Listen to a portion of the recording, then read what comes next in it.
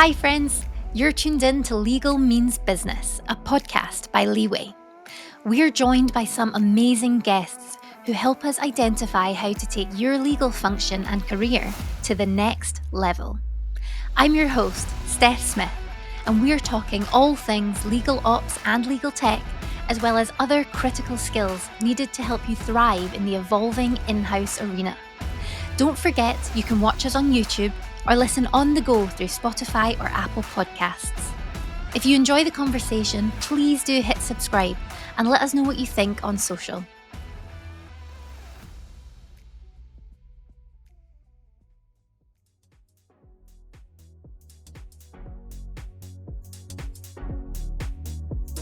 One of the easiest ways to prove OKRs is through your legal operations initiatives, because a lot of the work that we're doing is coming through with hard deliverables like a piece of software or a process or a website or data. So I think those are all really easy wins for the legal team in terms of like putting things on paper, especially CLM, right? Is a very satisfying thing for the legal department to say we've improved these SLAs, we have this data. So OKRs I think is a great way to track your ROI and also, track the success of your department as a legal operations professional. Contract lifecycle management, or CLM for short, is a hot topic in the world of in-house legal. With Leeway being a CLM provider, we know how important it is for legal teams to prove the return on investment of their chosen tool to the relevant stakeholders. But often, people don't know where to start. That's why, in this episode, we're joined by legal tech enthusiast Marie Widmer and Head of Legal Operations at Nextdoor, Dave Evans, who help us explore exactly how you can prove the ROI of your CLM solution. Let's dive in. Hi Marie, hi Dave, how are we doing? Thank you for joining us. Doing good. Well, we're delighted to have you with us again, Marie, and for the first time, Dave, to be talking about a particular challenge, I would say, that people experience when it comes to contract management solutions and CLMs. But before we dive in, just for the sake of the listeners or the viewers, it'd be great to recap what exactly a CLM is, if possible. I don't know who wants to tackle this first. Yeah, sure. So I'll just introduce. I'm Dave Evans. Currently work at Nextdoor, doing legal operations for 8 or 9 years now. So CLM, sort of this idea of an end-to-end solution, creating, negotiating, managing contracts to the signature, and then post-signature analytics of those contracts that are being signed. There's a lot that goes into each of those steps, and sometimes you find a solution that's perfect end to end. Sometimes you kind of have to bring a couple solutions together, like puzzle pieces, to get your full product. Yeah, I think that's a great point, actually, that sometimes it takes, and it depends on your needs, of course, as well, doesn't it, to find exactly what you're looking for. But we are seeing more and more great legal teams around the world investing in tech to accelerate and streamline their legal and more operational and business processes. But adopting the right software can present a few challenges. And one of that is being, in particular, decision makers are expecting to see a solid proof of value, right? So first off, how important is it to prove the return of investment on your CLM? You want to take that, Marie? Or? Yeah, I can jump in.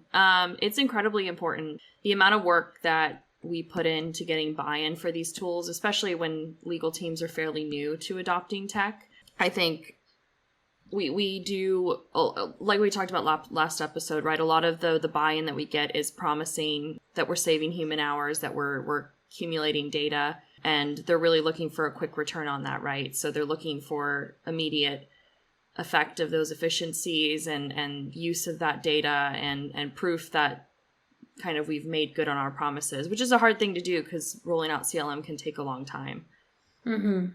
We can talk about that in this episode, of course, but there's definitely some quick wins that you can do to prove ROI, and then there's some long-term wins. And I think it's just all about expectation setting and leadership and really letting them know that you're keeping things moving in the right direction. That's an interesting point. Yeah, when does the process start, would you say, or when do you need to start thinking about the ROI and setting expectations? For me, it's that thought process begins during the RFP phase. If I don't know what I'm going to get at the end, then that's going to definitely impact how I sell it to the business, right? Because you don't want to sell something and not be able to deliver on those promises. Yeah, and then for the company, do you have something in place already? Is it the change management? Are we scaling up or going sideways and finding a new solution, or are you just getting into the business of CLM? Right? So maybe you're managing everything very manually and your ideas are, I know there's a better way to do this, and I know these systems can handle this in a more efficient manner, give you visibility into what's going on, where are those bottlenecks and all that. Mm-hmm. Yeah. Once you have a good understanding of what the process is, whatever you're doing currently, and like pinpointing those benefits and efficiencies is always huge. Yeah. For sure. And it's probably quite overwhelming if people have never done it before. How should we be thinking about the ROI of a CLM, and what sort of buckets should we be considering? That's a good question. Dave, do you want to go first on this one, or? There's a ton of places, and obviously it's all kind of dependent on your department, what your department's looking for, what your company's looking for. I've had to shift kind of priorities or the mentality in my last couple roles, where previously everything was really hyper focused on the data, the numbers, auto renewals, and all of those ideas. Mm-hmm. And I've had to shift into different portions of risk. So what are we tracking? What are you able to report on? What do you not necessarily need to report on, but be able to find at a later time? So reporting versus being able to search. And then the analytics of the whole workflow, the life of the contract. What does that look like? Where are those bottlenecks? The last company, we did actually essentially a cost analysis of every contract, every type of contract that went through. Mm-hmm. We asked everybody that was partaking in the life cycle, how much time is this taking up? And literally calculating that out to see what each contract costs, so it was helping build, our business model of like, hey, maybe we're doing something inefficiently and it's actually costing us money to go this route with a particular product in that whole life cycle, right? If we're spending, 20 hours getting something up and we're getting a very small return, it doesn't make sense. And so it actually helped shift our priorities in tracking all that information. And that was something we didn't necessarily have. So it was a manual process. If I had another solution at the time, I would have been able to say, hey, yeah, this sits in so-and-so's bucket for, a couple of days, and this person's actually doing physical work on it for this many hours. So like getting those key insights is really critical for me now. Yeah. And being able to quantify it with those numbers that you were saying is pretty cool and useful if you're communicating with the decision makers and business teams as well, I suppose.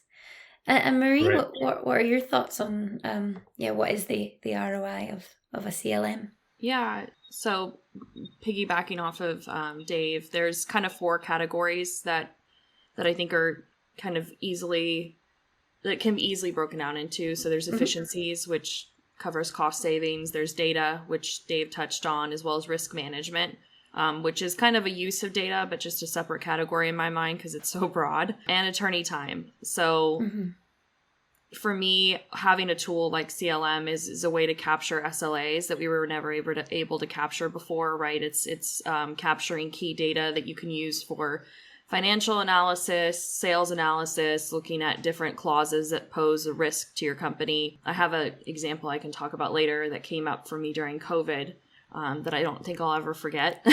And then attorney time, like Dave said, right? Like really understanding if you don't know what it's taking for each of your attorneys to kind of do things from scratch every time, which is what a lot of legal teams are suffering from, is that contracts are basically a form of art every time they hit the table instead of a standardized process. So looking at kind of the impact that it makes to start to build playbooks and have post and pre-contract analytics so that you can really kind of take away that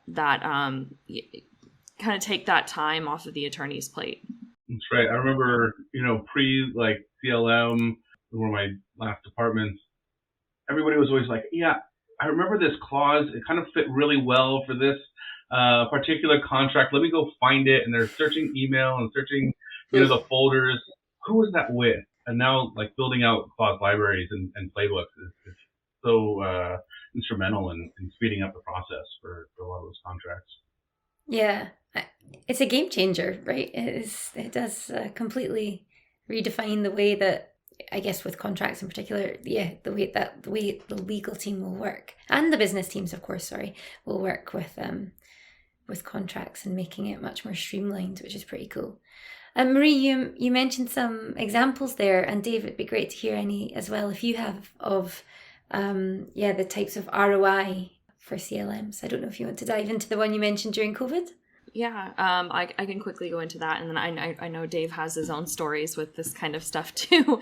I know for me, the one that really continues to stick out was, COVID started, and I was working at a company that hosted a lot of events, and one of the things that became immediately apparent to us, right, was that we were very early into using a CLM, and we were very early into rolling out procurement. So there was no real vendor database. There was no understanding of which vendors were the most high risk for us at that time. And one of the things we had to do was go back and look at every single force majeure clause and kind of try to categorize, not only by, we didn't want to waste time looking at every single contract, right? So we had to categorize by which were the highest risk in terms of spend, and which were related to events. And because we really hadn't onboarded into a CLM fully yet, that was a very difficult task, because a lot of the document pull, a lot of the data that we were pulling was manual, right? And so breaking that down into a spreadsheet with the cost and the clause and what the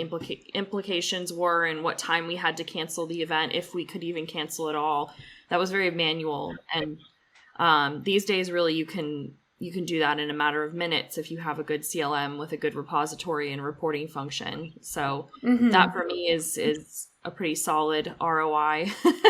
Yes, for sure. And when you have those examples of having experienced the difficulties, I suppose, it's so clear, isn't it, to see the ROI. But I guess it's a little more difficult if you haven't necessarily had the bad times. To appreciate the good times, I suppose. Dave, do you have any examples yourself? Yeah, there's definitely one that always comes to mind.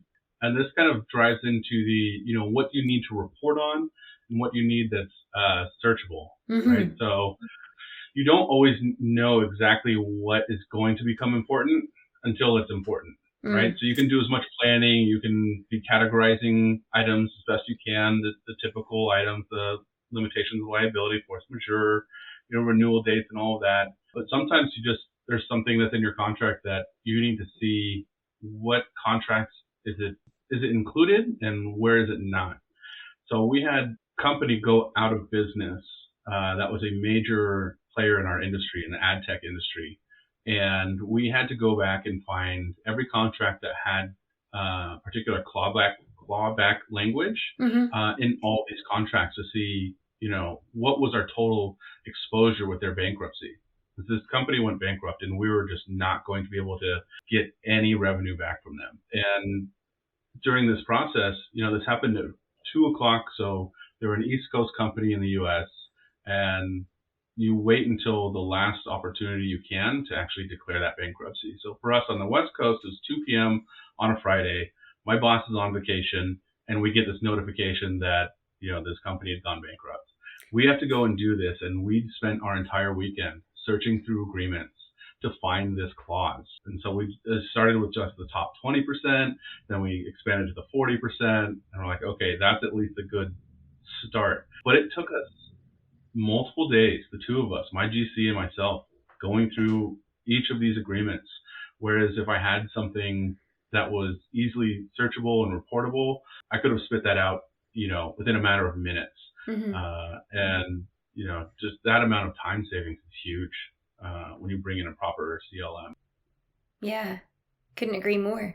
And I think, as we touched on, they're great examples to showcase the kind of efficiencies and the time saving that you can you can show. And I guess it's kind of come from lessons learned a little, especially thinking about if you're trying to prove the ROI of this investment that you've made in a CLM. So how do you provide, or how do you prove the ROI of your CLM, I guess, and who are you proving it to? So you definitely have a number of stakeholders when you're launching, right? Whether it's stakeholders within your department, is it just legal? Talking about vendor security, talking about finance, accounting. Everybody's kind of a part of these CLMs. So you have to prove to them that it's going to be worth their time to not only get ramped up and make sure that they're involved in the right launch of the CLM, of that software, but also that they're going to maintain their part, their as a stakeholder, continuing their support with that product. So yeah, you can bring all the numbers, we've all heard the demos from all the CLMs of, the time savings and all that. You can bring all that to the table. I don't think you get full buy-in though until it's been proven, right? I remember we had a number of people that just weren't fully buying in. They weren't sure. We were launching something quickly to really get going, but after about 2 months, we heard nothing but, support from all these various stakeholders of, this has been great. It gives us visibility into contracts, which, people didn't have in the past. People aren't searching others like shared drives, right? We work on Google. So, doing the shared drives, who has this contract, all these emails back and forth, it's all right there. Yeah. So, the buy-in, you can get it initially, but it's not until I think it's fully implemented that you truly see that buy-in. And that's usually by support. Yeah, that's a really interesting point. Yeah, proving, yes, you can get the buy-in, but you're not cementing it until you've, justified it almost with the ROI. And Marie, what about yourself? How would you go about proving the ROI? I think Dave made a really good point that there's different ROIs for different departments, right? So in my experience, right, the ROI that, solidifies the CLM with finance, for example, is when they start to see that they're able to approve every contract easily, that nothing's kind of getting past them because they're already a built-in approver in the tool and they're getting kind of first end access instead of hearing about it after the contract's been signed. I think that's an immediate ROI that we're able to get from, our stakeholders. It's very similar with security or privacy, just having easy access the minute the workflow is opened, being a part of the contract from day one instead of finding out about it after the fact and, having to scramble to catch up historically via email. The other one, of course, that I think people notice the quickest is that historical knowledge. Employees, whether they're on legal or different departments in the company, come and go. And when you have a CLM and all the data and comments and kind of history are tracked in workflows that anyone who's onboarding can see, I think that immediately gives it gives the company relief, right? Because if new employees are joining or people are asking, whatever happened with this one, why did it get dropped? You have an answer within seconds instead of having to go back through emails and kind of paste together an explanation. And then the other one, of course, SLAs. Even at a startup where we had nothing to start with, I do try to track very manual SLAs to give an impression of like what the legal team was dealing with before versus now.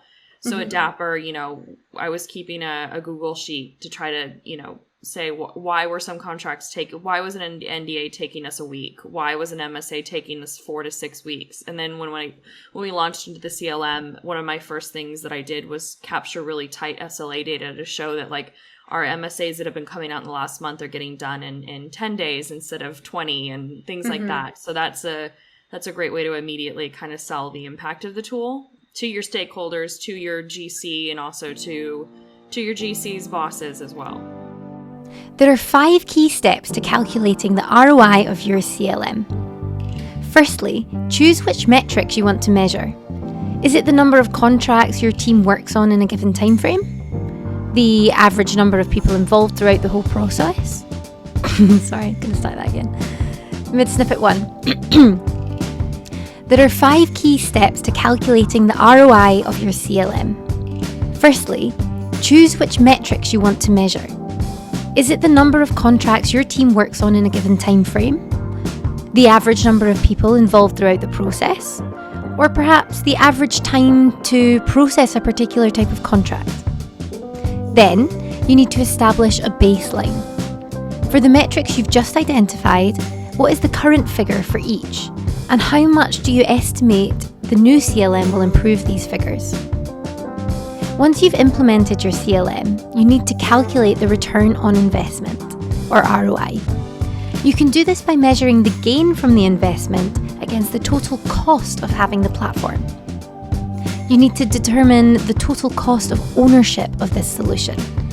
And this is calculated using a summary of the costs related to the CLM, including costs associated with the subscription, the implementation, training, maintenance, and even the value of the time of your team that are spending time on implementing it. Lastly, you want to work out the benefits and gains from your CLM investment. This might include finding metrics around improvements to productivity, reduction in administrative costs, increased visibility, or of course, reduction in risk. When you have all of this, it'll become a whole lot easier to measure the ROI of your CLM solution. And say you're gathering this data and you kind of know what you want to communicate in terms of ROI, how do you then go about communicating it in an effective way? And I guess you might both have different examples and thoughts on that, but Dave, do you want to go first? Yeah, sure. So definitely bringing the numbers of the efficiencies, right? A lot of people perceive legal as a roadblock, which is obviously not what we're trying to be. We're trying to, especially with like CLM, build out as many self-serve products as possible. Like, hey, let's show, and I've done this where, like, okay, so when we started, there was essentially no self-serve, right? There was templates, but you had to reach out to legal to get them, and maybe there were some tweaks that had to be done. Yeah. As we started launching new workflows, you get an idea and you can start tracking how many contracts went through without us actually touching them. And as that number continued to rise, it was a great proof of the return, right, of that CLM. It's something that we weren't able to do in the past. And all of a sudden, you provide all the tools to your sales team, all the tools to whoever it may be, to whether it's just NDAs. NDAs are so simple, right? They can be, but making it so that they can get them tweaked as needed. Is it per region? Are we changing choice of law? Providing the ability for that team member to build the contract on their own with approved items from legal saves everybody so much time. And so just seeing the quantity and the ratio for us of self-serve compared to managed contracts was a huge win for our departments. Yeah, I can imagine, with the self-serve thing as well, which is huge for teams that have never had it before, definitely. And do you deliver this in some kind of like a wash-up? So quite often for projects, you might have a wash-up at the end of the project. Is it similar for CLMs and communicating the ROI? Or is it kind of ad hoc as and when? What does it look like when you're communicating the ROI? Yeah, so for us in that example, we look at this on a monthly basis in the team. We do OKRs, so sometimes it's, we're ramping up something new. We're trying to get a new product through self-serve, and we want to see that ratio. So we might report that on a quarterly basis. But then at the end of the year, we do a full view, and we share this company-wide of, hey, here's all the contracts that legal did. Not only are we showing our value of how many things came through, we're showing that value of how many things did we manage and how many were self-serve. We show every different contract type and if it was self-serve or a managed product. And that goes to the executive level first. They comment on it, and then it's shared out with the company. So not only are we getting, a great example for the teams to use and additional buy-in of like, hey, look, there's these self-serve products, but it shows the value of the legal team that we're trying to work with every department and provide them. Yeah, OKRs are such a great tool to communicate that, actually. I hadn't really thought about that before, especially because they're generally kind of business-wise and visible to everybody, so that one, as you said, you get more buy-in. People are like, oh, what's the legal team doing? What are the legal team doing? Yeah, and OKRs are really tough for like legal, but that's one of those ones that you can do. It's quantifiable. You have the numbers. You have like all that data that you can show. A lot of other things like, hey, yeah, we completed a task. Yeah. It's something that just has to be done. We're going to do it anyway. Legal is a very responsive department, and this is something that shows, proactive, and you can actually hit target goals, number goals. Yeah, and what a great way to communicate that. I think, yeah, that's a brilliant shout.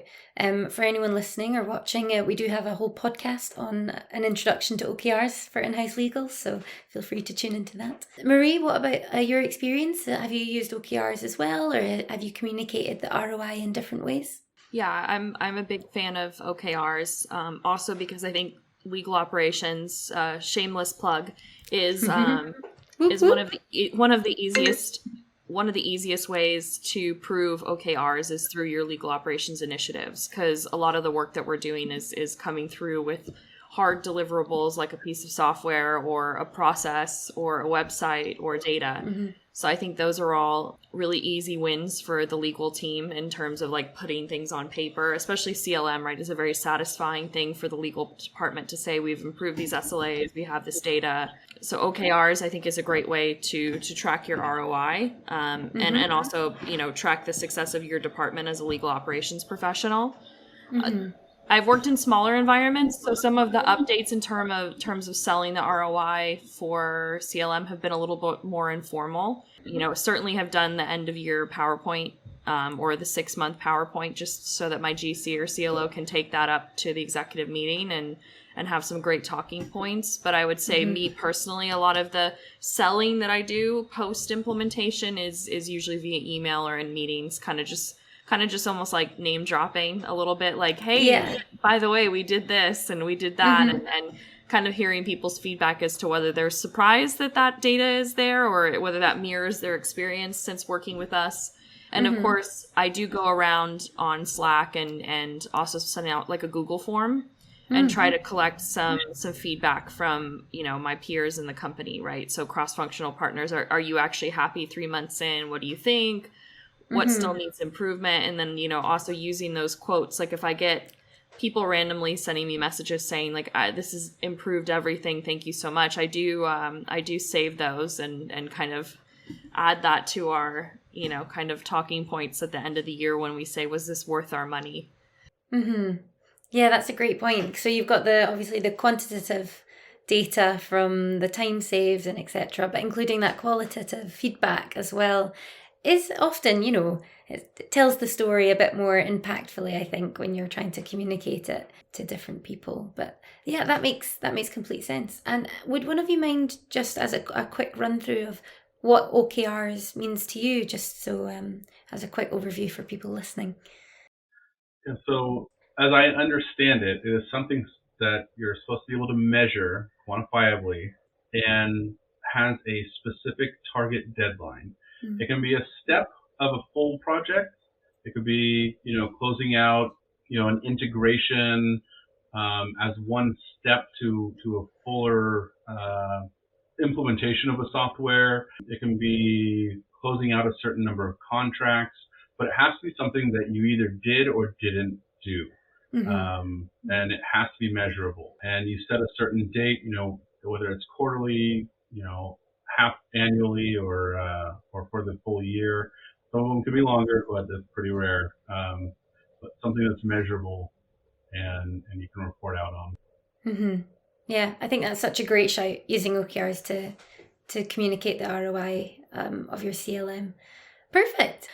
Yes, well, thank you both so much for joining us. I think it's an important conversation and one that people certainly struggle with from what I've seen in terms of conversations online and everything. So hopefully it'll be useful to everyone listening or watching. So thank you so much for taking the time to share. Yeah, thanks for having us. Thank you, Sam.